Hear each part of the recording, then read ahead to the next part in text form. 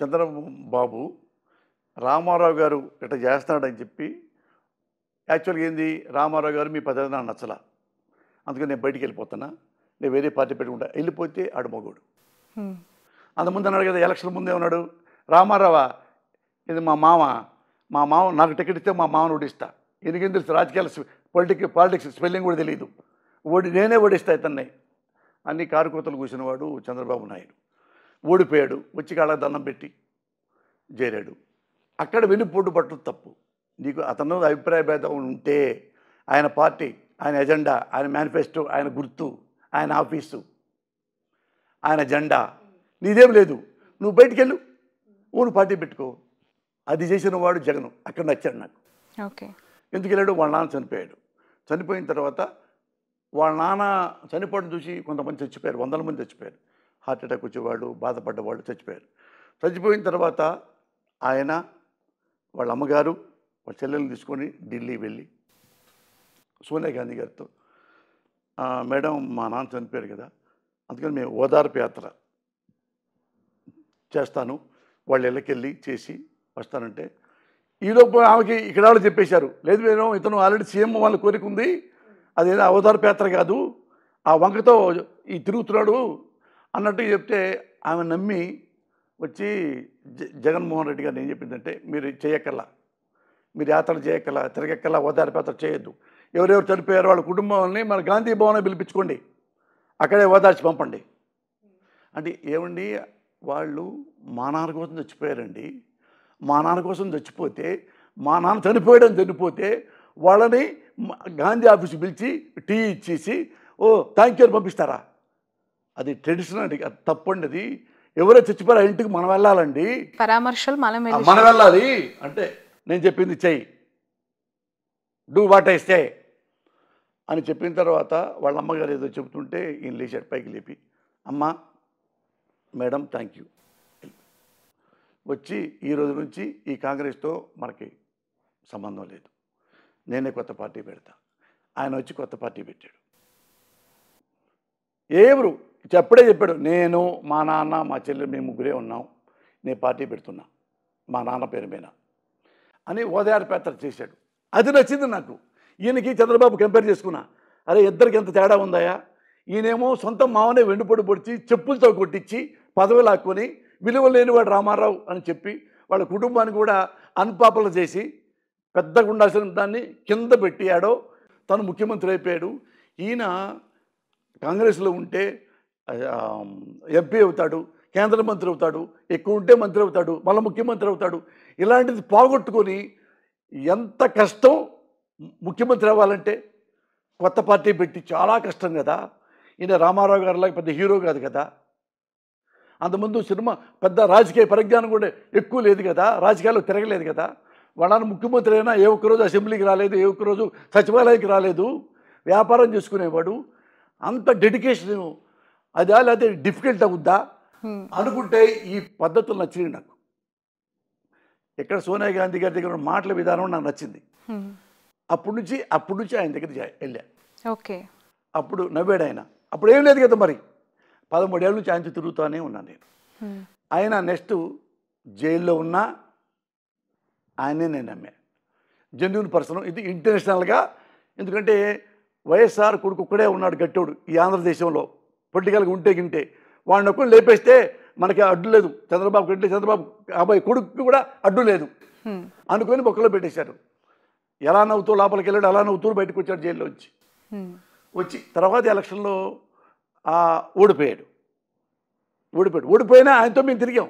ఎందుకంటే ఈ లీడరు ఇతను ఎప్పటికైనా పైకి వస్తాడు, ఇతనిలో డెడికేషన్ ఉంది, కన్విక్షన్ ఉంది, కమిట్మెంట్ ఉంది, క్యారెక్టర్ ఉంది అని ఆయనతో ఎక్కడ దీక్షలు వెళ్ళినా కానీ నేను కారేజ్కి వెళ్ళిపోయేవాడిని.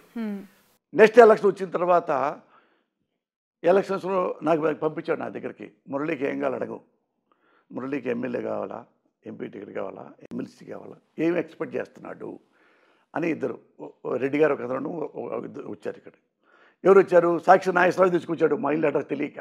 ఓకే. ఇట్లా ఎవరు వచ్చారు మాట్లాడడానికి? అదే రెడ్డి ఒక ఆయన, ఒక అదే ఎన్ఆర్ఐ, వాళ్ళు ఇప్పుడు కూడా అక్కడ ఉన్నాడు, సీఎం ఆఫీసులో ఉంటున్నారు. వాళ్ళు పెద్ద అంటే బాగా అడ్వైజ్ చేసేవాళ్ళు, బాగా పార్టీని నమ్ముకునేవాళ్ళు, శ్రేయోభిలాషులు వాళ్ళు, ఆయనకు ఆప్తులు, అయితే వాళ్ళనే పంపించారు. అది కాకుండా పీకే పంపించాడు, పీకే ప్రశాంత్ కిషోర్. నేను తెలియదు, ఆయన ఎప్పుడు మాట్లాడుకోలే. ఓకే. ఆయన నెట్లో కొట్టుకుంటూ చూసుకుంటూ నన్ను చూపించాడంట. ఇతను మీకు తెలుసా అని. తెలుసండి అంటే ఇతను తీసుకురండి అన్న అంట. ఇతను ఆల్రెడీ జగన్ గారు ఫ్యాన్ అండి. ఈయన మనం వద్దన్నా ఆయనకే సపోర్ట్ చేస్తాడు. ఆయన పార్టీలో మారాడట్లా, ఎవరు బాగుంటే వాళ్ళతో సపోర్ట్. ఇప్పుడు ఈయన జగన్ గారితో ఆయన తీసుకురండి అంటే అడుగుతానంటే వస్తే వద్దు, నేను పీకే దగ్గర రాను, నేను పొలిటీషియన్ కాదు కదా, థ్యాంక్స్ చెప్పండి అన్న. వచ్చింది ఏంటంటే అన్న ఇలా అడిగాడంటే, అన్నకి చెప్పండి జగన్ గారికి, నాకు ఏ ఎమ్మెల్యే పదవి వద్దు, ఏమీ నాకు వద్దు.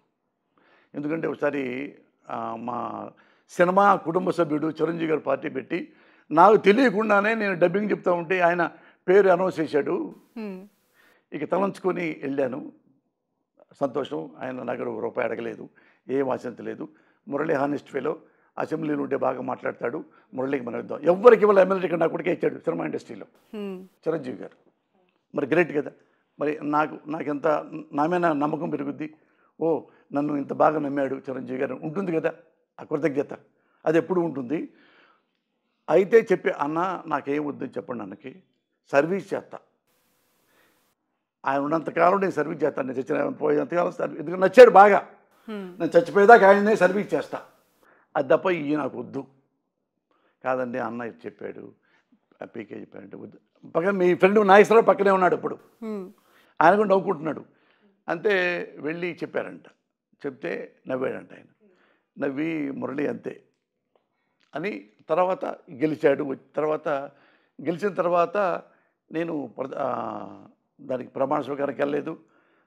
మేము దేవుడికి మీద దండం పెట్టుకుని పూజ చేసుకున్నాము.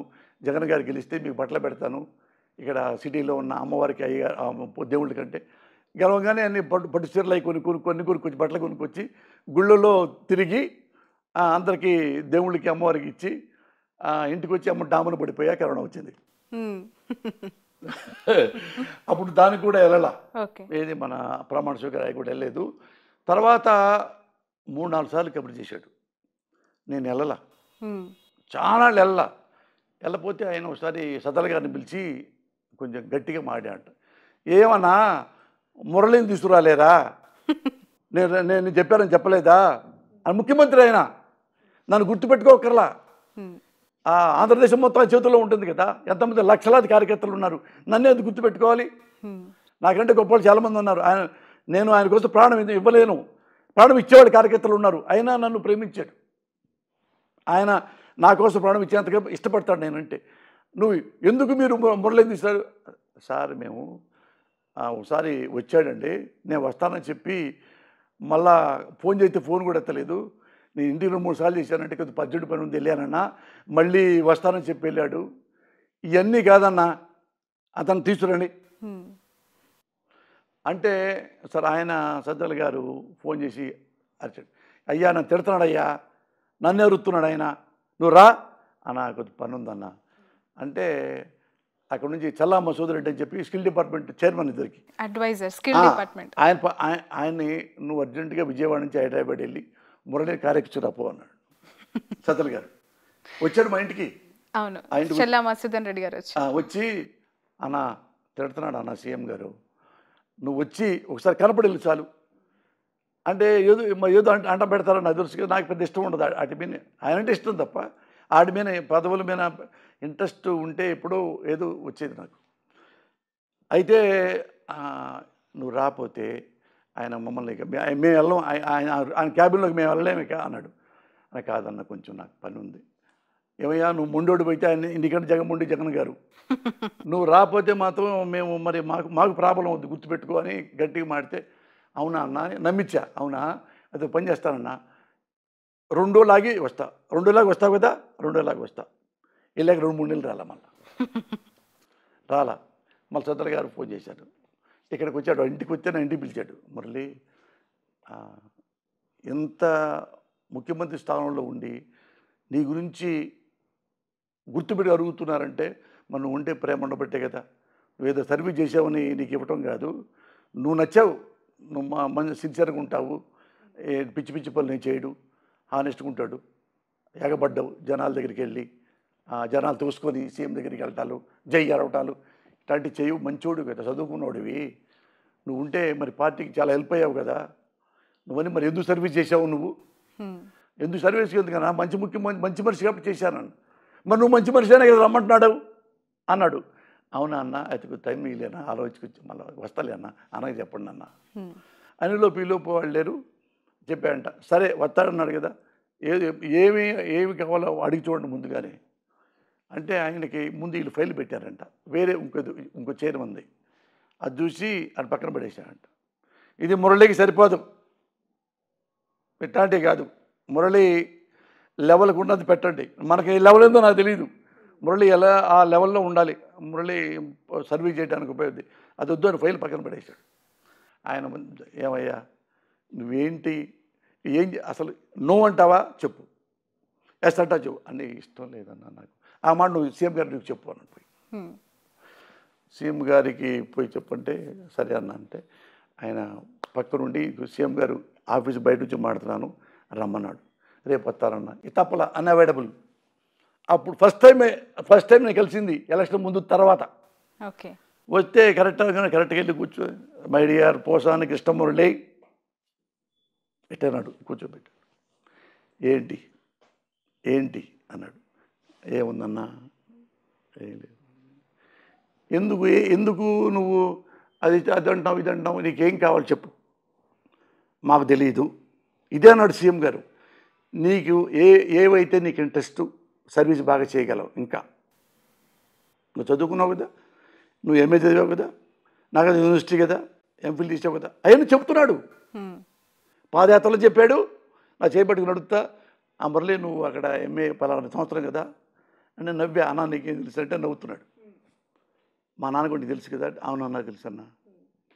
అట్లా ఇది అయితే నేను అన్న నాకు ఏమి పదవులు ఏమి ఇష్టం లేదన్నా, సర్వీస్ చేస్తాను. ఎందుకు చేస్తావు సర్వీస్? ఊరికి నేను సర్వీస్ ఏంది మరి, ఇక్కడ సర్వీస్ మంచి పని చేయొచ్చు కదా నువ్వు, ఇక్కడ ఏం కావాలి చెప్పు అన్న. అది అన్న ఎట్లా ఉన్నాను, సరే ఏం మాట్లాడాలి. సాగరి బెల్లు కొట్టి ఐఏఎస్ ఆఫీసర్ ధనుంజయ రెడ్డి గారు వచ్చారు. ఇక్కడ హైదరాబాద్లో అంతకుముందు కమిషనర్గా చేశాడు ఆయన, ఐఏఎస్ ఆఫీసరు. ధనుంజయ అన్న చూడు మురళి వచ్చాడు అంటే ఆయన చెప్పాడు, ఇట్లా అంటాడు అంటే మురళి అని. అదే ఏం వద్దంటున్నాడు. సో పని చేయనా, నీ రూమ్లో కూర్చో, మాకు నువ్వు కూర్చో, ఏడో కూడా వస్తాడు, ఆ పక్కన నా రూమ్లో రూమ్ ఉంది, ఆ రూమ్లో కూర్చో, మురళిని తీసుకెళ్ళి. నువ్వు టీయా కాఫీయా, నువ్వేం తాగుతావు, నువ్వు మర్చిపో టీ కాఫీ తాగు కదా, నువ్వు కాఫీ కదా. ఇట్లా చిన్న పిల్లోడు మాడతాడు చూడన్నా, అట్టుంటాడు. ఆఫ్ ద రికార్డు చూస్తే ఆయన్ని ప్రేమించబుద్ధి అవుద్ది. అర్థమైందా మీకు?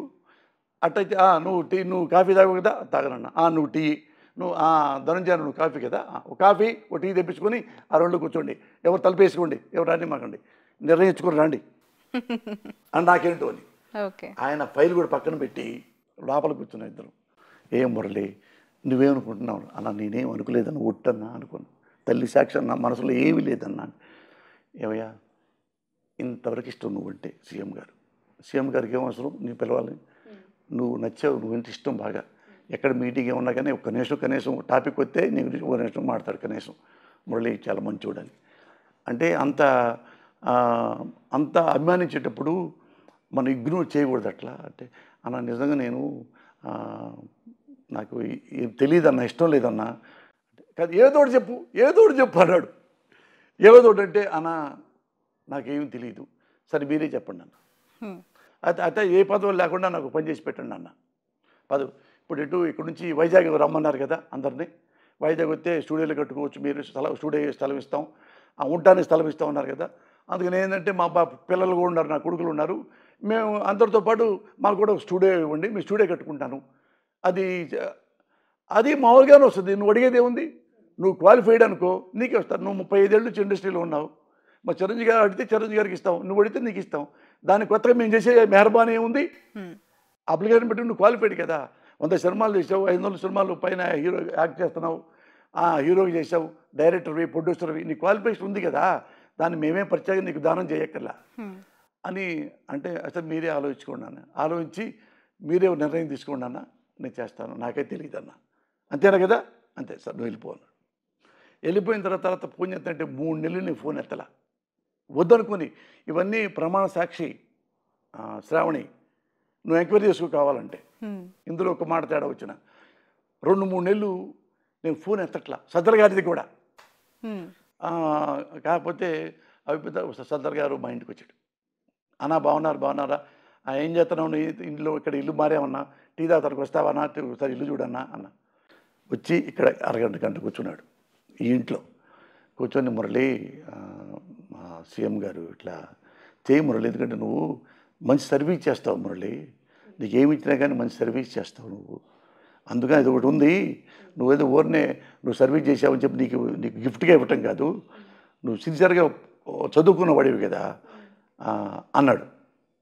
అంటే సరే మీరే ఆలోచించండి అన్న అని అది మళ్ళీ అయిన తర్వాత ఆయన అంటపడ్డాడు విజయ్ కుమార్ రెడ్డి అని ఆయన. అంటే మురళి, ఇది మా సదర గారు మేము కూర్చున్నాము, మేమంతా కూర్చొని, ఇది ఎఫ్డీసీ, నువ్వు సినిమా ఇండస్ట్రీ పడేవి కదా, ఎఫ్డీసీ చైర్మన్, నువ్వు అక్కడే పుట్టి పెరిగినోడి కాబట్టి ఎఫ్డీసీ అయితే నీకు బాగుంటుంది, ఒక మంచి కేటగిరీ క్యాబినెట్ రేంజ్లో ఆ లెవెల్ నువ్వు అయితే బాగుంటుందని డిసైడ్ అయిపోయాము. అది నా దగ్గర ఫైల్ వచ్చింది, ఆల్రెడీ జీవో వచ్చింది అన్నాడు. అన్న టైం అన్న జీవో గీవో వద్దన్న, అటు అనొద్దన్న, మీరు అనౌన్స్ చేయదు. అదేంటి ఇప్పుడు అనౌన్స్ చేయాలా, మన టీవీలో మీడియాకి ఇవ్వాలి, ఇప్పుడు మధ్యాహ్నం ఇస్తా అన్నాడు. అన్న మీ దండం పెడతా 3 రోజులు ఆగండి, ఎందుకంటే సీఎం గారితో నేను వేరే మాట్లాడుకోవాలి, అప్పుడు తర్వాత సీఎం గారితో మాట్లాడుకుంటే, ఇంకేం మాట్లాడుకుంటావు నువ్వు, మాట్లాడుకుంటే అప్పుడు నీకు ఇస్తానన్న. ఆ 3 రోజులు అంటే వెళ్ళను కదా ఇటుపూడి, నేను వెళ్ళా. ఇక ఆయన ఫోన్లు చేయటం మొదలుపెట్టాడు, నేను ఎత్తట్లా. ఎత్తపోతే వాళ్ళు రైతుకు ఏం చేశారు చెప్పంటారా, నాకు తెలియకుండా, అది మా అమ్మ మా నాన్న సాక్షి, నాకు తెలియకుండా ఎమ్మటే టీవీలో వచ్చేసింది, జీవో ఇచ్చేసారు. టీవీలో ఇది జీవో ఇచ్చి నా బొమ్మ ఆయన బొమ్మ వేసి పెద్ద ప్రాపగాండ చేశారు. అరే అంటే నేను అసలు నేను అనౌన్స్ చేద్దానా, నేను తర్వాత చెప్తాను, ఆయన ఫోన్ చేస్తాంటే ఎత్తడు మానేశాను నేను. ఆయన అలిగాడు. ఎందుకంత అయిష్టత చూపించారు? అయిష్టత అంటే ఇప్పుడు ఎట్లుండదంటే, ఇది ఒక దాన్ని కమిట్ అయ్యామనుకో, దానికి మనం పక్కా కమిట్ అయి ఉండాలి. ఏదో టైంపాస్కి ఒకరోజు వచ్చేసి సంతకం పెట్టుకొని డబ్బులు తీసుకొని మనం 2-3 నెలలు ఆగి అయిన మన చేత కాదు. ఇప్పుడు నంది అవార్డులు ఇవ్వాలంటే చాలా కష్టం. జెన్యూన్ జడ్జీలను ఎతకాలి, జెన్యూన్ కథలను ఎతకాలి, జెన్యూన్ సినిమాలను ఎతకాలి. వీటిలో ఒక్కడు కూడా ఒక చిన్న తప్పు బెస్ట్ కమెడియన్ ఇతనికి ఇవ్వకుండా ఇంకోటికి ఇచ్చినా అది మన మీద పడుతుంది. అప్పుడు అమ్మలక్కలు తిడతారు బూతులు, నిన్నటిదా పెద్ద బిల్డప్ ఇచ్చాడు పోసని, నాకు రావాల్సింది వాడికి ఇచ్చాడు, ఇలా ఉంటాయి.